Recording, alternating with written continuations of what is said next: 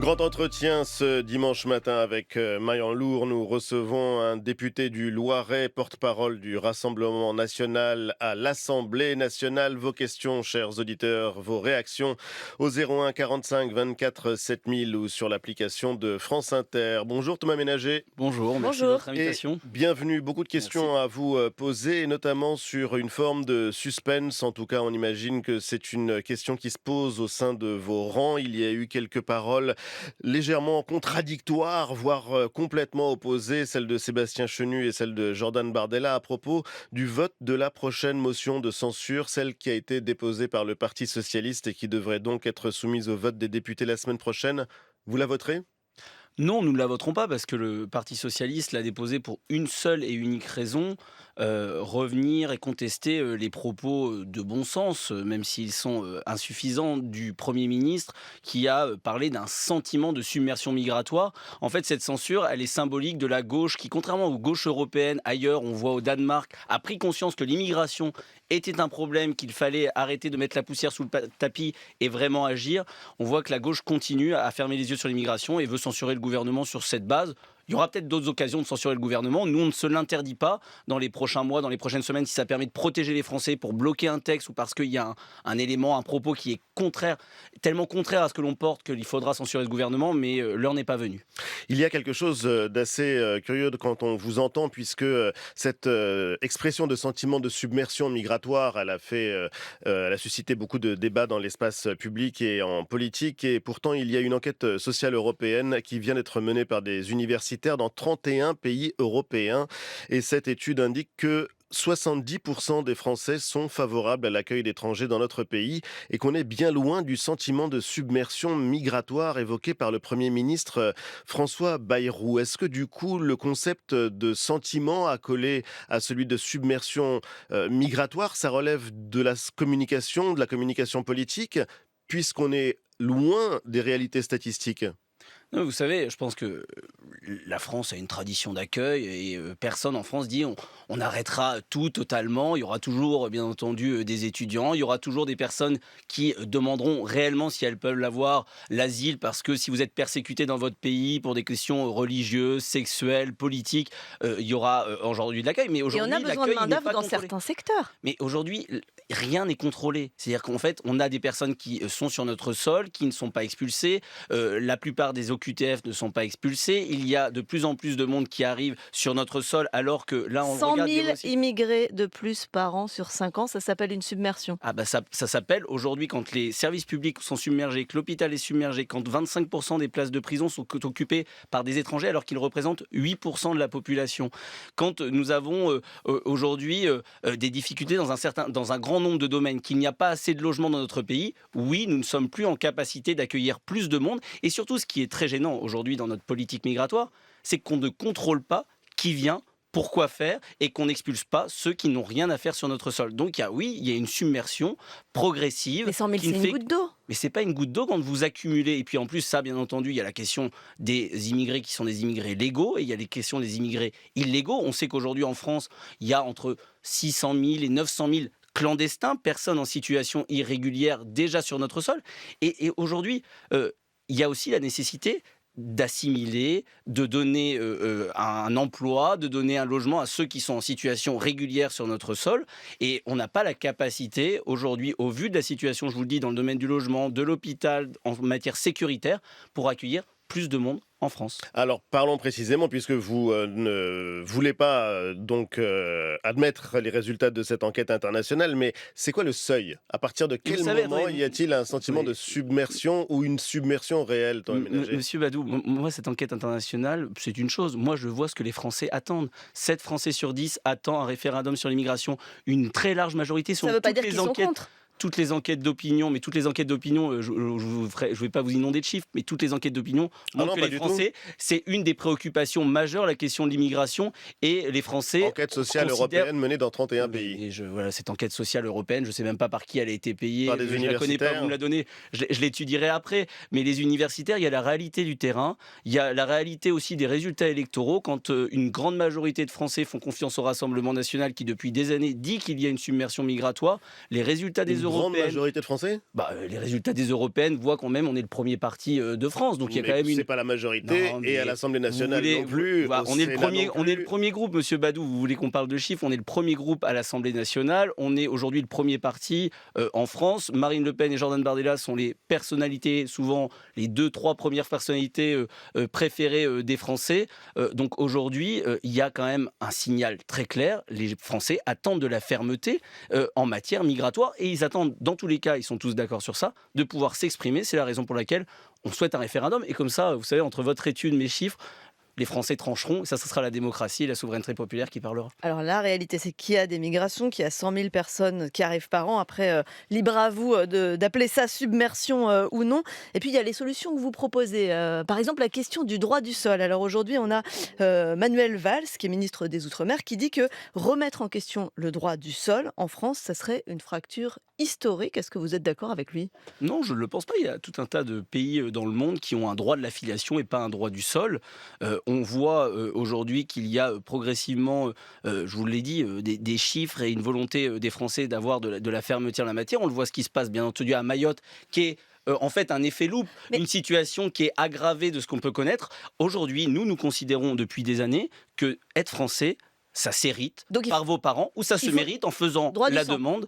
On supprime le droit du Le sol. droit de l'affiliation, bien entendu, mais c'est ce qui existe en Italie, c'est ce qui existe dans tous les pays quasiment africains, Mais c'est ce qui existe aujourd'hui, en en Asie, France, il n'est et pas ce sont absolu pas le des droit pays. du sol, vous le savez quand Non, même. mais Il faut avoir un parent qui est français. bien sûr, mais aujourd'hui, il n'est pas suffisamment encadré. Alors, on a des étapes pour l'encadrer, mais je vous dis qu'aujourd'hui, on aura la possibilité d'acquérir encore la nationalité en la demandant, donc il y aura cette possibilité, mais ça ne sera pas automatique ou aussi facile que ça Ça ne l'est. l'est pas non plus. Mais je vous dis, ça ne sera pas aussi facile ou automatique ou aussi simple avec des Il faut critères résider aussi larges. pour au moins 5 ans et avoir un parent né en France. Bien Voilà, depuis au entendu, moins 5 ans. mais je vous dis, en Italie, dans d'autres pays, c'est le droit de l'affiliation, ce que vous appelez le droit du sang, mais le droit de l'affiliation.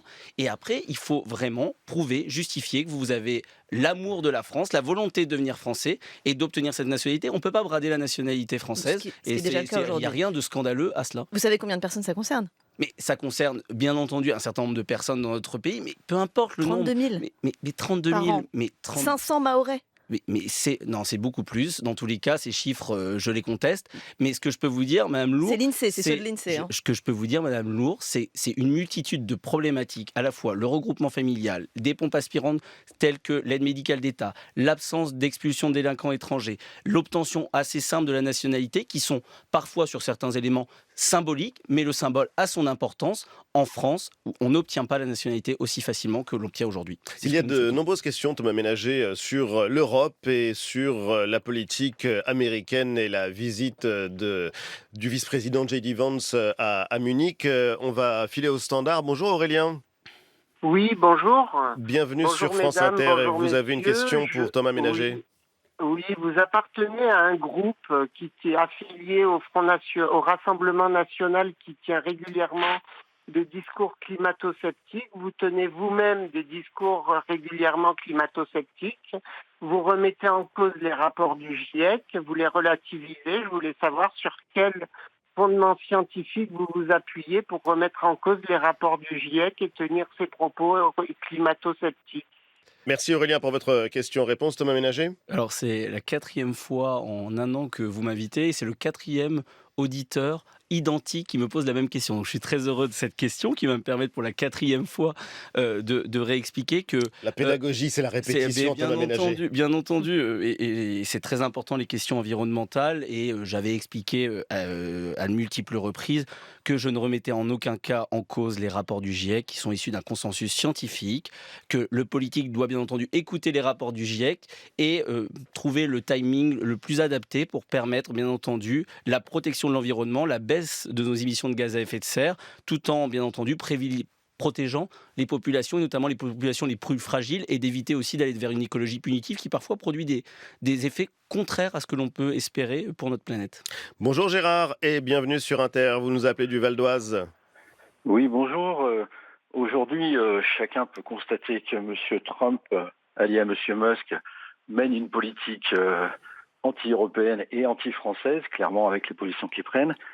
J'aimerais savoir, en entendant Marine Le Pen reprendre certains slogans de M. Trump, j'aimerais savoir j'aimerais que vous nous expliquiez si vous êtes anti-français ou pas finalement. Merci Gérard pour votre question. En tout cas, qu'est-ce que le RN pense de la politique de Donald Trump? Vous savez, nous, on n'a pas soutenu Donald Trump pendant cette élection, on n'a pas pris parti, on est français, on n'est pas américain. On constate bien entendu que la politique de Donald Trump va nous faire énormément de mal. C'est la raison pour laquelle on considère que les Américains sont des Américains, défendent les intérêts des Américains. Donc ce sont ni des adversaires, mais ni des alliés. Et qu'on ne reprend pas à notre compte. Les États-Unis ne sont pas les alliés de la France. Non mais ce sont Donald Trump.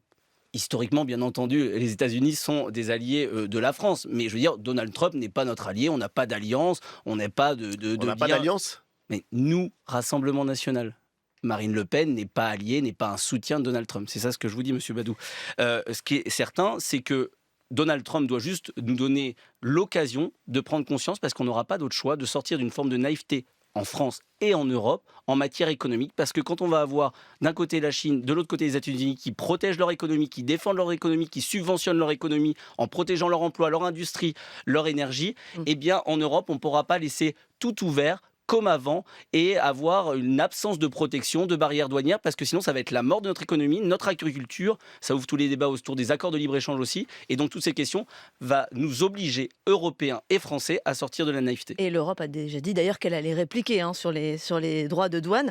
Les États-Unis, il y a beaucoup d'autres questions à ce sujet-là, et vous dites les républicains de Donald Trump ne sont pas nos alliés, pas les alliés du RN, et en même temps, votre président, Jordan Bardella, dit qu'il faudrait s'inspirer du ministère de l'efficacité gouvernementale de Elon Musk pour appliquer en France des réductions d'effectifs dans les administrations, etc. On ne comprend pas très bien comment ça peut advenir sans réduire le nombre de fonctionnaires, ce qu'il ne dit pas, sans non plus réduire les services publics, tout simplement. Enfin, c'est très compliqué. Vous n'avez pas besoin d'être allié pour, parfois, dans un certain nombre de pays, même ces adversaires politiques peuvent avoir des bonnes idées, et donc il peut y avoir certaines solutions qui existent dans d'autres pays. Licencier des fonctionnaires, par exemple. Alors aujourd'hui, on se rend bien compte, notamment avec les 1200 agences de l'État, les opérateurs qu'il y a, et maintenant c'est plus contesté, à la fois au Sénat, les rapports de la Cour des comptes montrent que l'on peut rationaliser, mais pas supprimer. Nous y sommes opposés, des fonctionnaires, nous sommes opposés aux suppressions de fonctionnaires qui sont au contact de la population, dans les services publics, sur le terrain, notamment les professeurs, les infirmières, les policiers, tous ceux qui font vivre notre pays. Mais parlons des agences, au niveau national, il y a un certain nombre d'agences qui coûtent très cher, avec un certain nombre de personnes, Alors, un de exemple, Thomas fonctionnaires. Ménager. Un exemple, aux États-Unis, par exemple, c'est USAID qui a pour vocation d'aider les pays en voie de développement, qui a été très durement touché par ces plans d'économie. En France, par exemple, l'Agence française de développement devrait-elle aussi être, soumise au rabot? Alors aujourd'hui, nous, ce que nous pensons en matière d'aide publique au développement, c'est qu'il faut continuer, parce qu'il y a un certain nombre de pays, et on revient au sujet de l'immigration, on n'aide pas, on ne soutient pas notamment les pays africains au développement, à l'électrification, il y aura des flux massifs migratoires. Donc bien entendu, il faut le faire. Mais il faut le faire en conditionnant l'aide publique au développement. Parce que quand on donne 100 millions d'euros, notamment à l'Algérie chaque année, qui refuse de prendre ses ressortissants en donnant les laissez-passer, en reprenant ses ressortissants qui sont parfois des délinquants étrangers. Quand on donne par exemple aussi à d'autres pays, la Chine qui reçoit une centaine de millions d'euros aussi chaque année, alors que le développement de la Chine est sans commune mesure avec celui aujourd'hui de la France et de l'Europe, il y a une contradiction. Donc bien entendu, non, ça ne fait pas partie, ça pourrait être des coups de rabot ciblés, et surtout d'y assortir des conditions.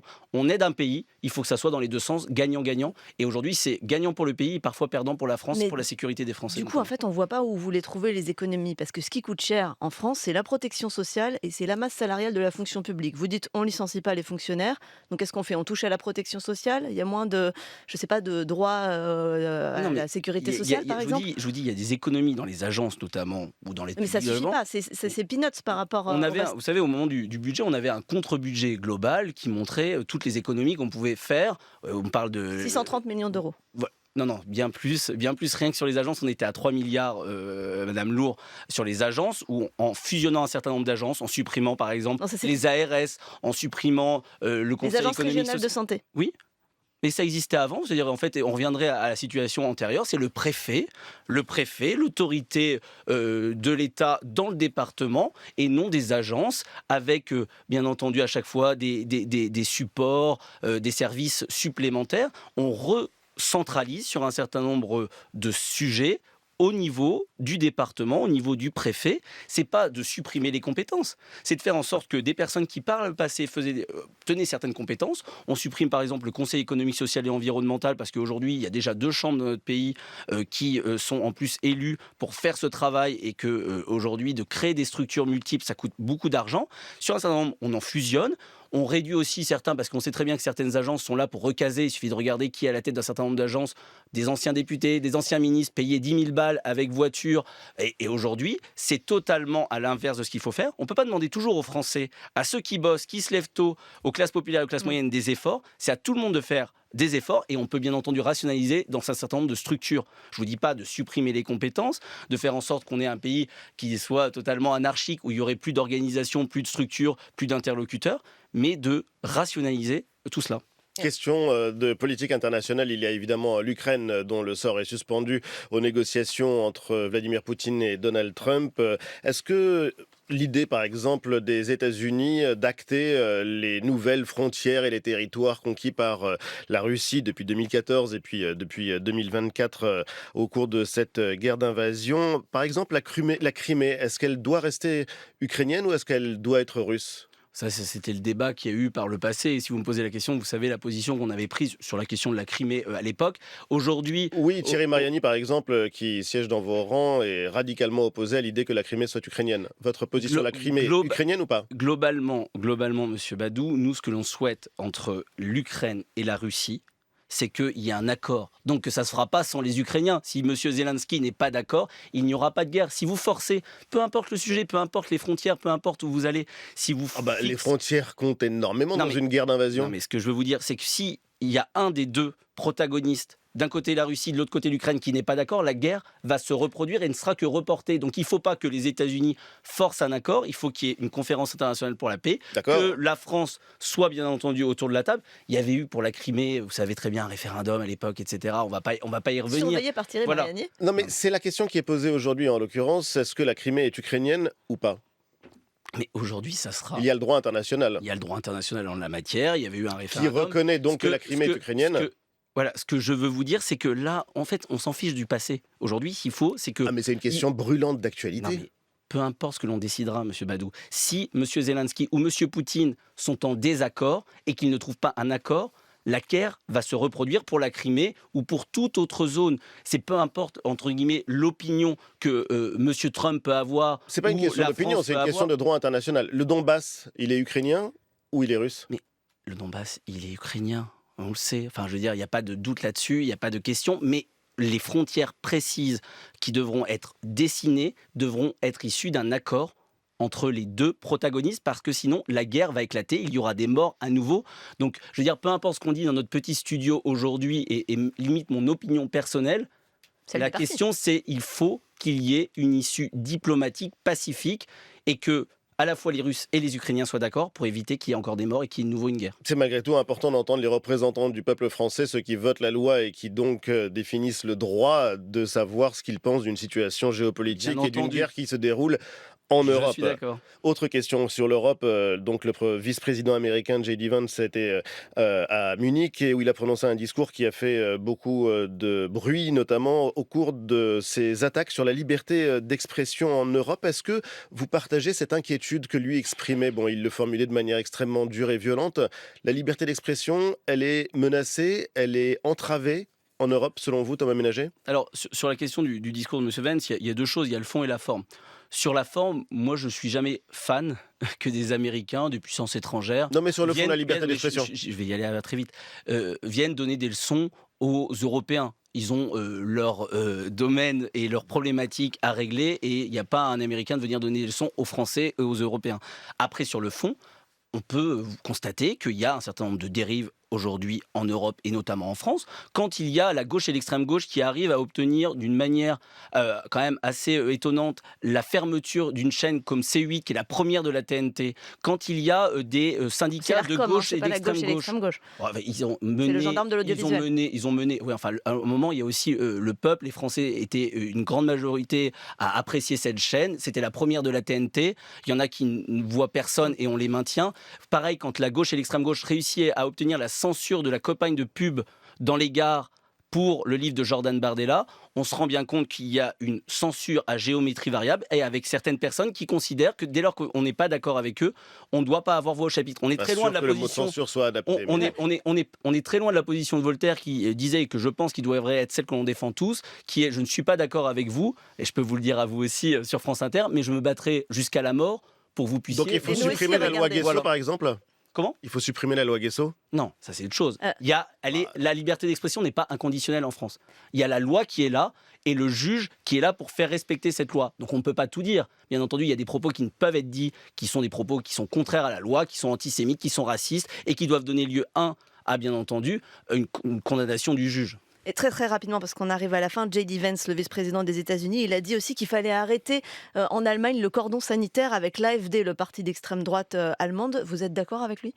Alors, vous savez, ça dépend ce qu'il veut dire. Nous avons rompu Qu'à avec ce l'AfD. stade, aucun parti de gouvernement n'est prêt à gouverner avec eux. Nous avons rompu avec l'AfD. Nous avons refusé d'être dans le même groupe Parce qu'ils avaient dit que les SS n'étaient pas automatiquement des criminels. Voilà, c'est pour ces raisons, ce n'est absolument pas nos valeurs. Même si on peut avoir des désaccords avec nos alliés européens, il y a certaines limites qui ne peuvent être franchies. Et bien entendu, l'AfD tient des propos dans ses membres, des personnes qui sont pas fréquentables, qui ne peuvent pas donner lieu à un travail en commun aujourd'hui. Merci Thomas Ménager d'avoir Merci à vous. été l'invité du grand entretien de France Inter ce dimanche matin. À suivre la revue de presse.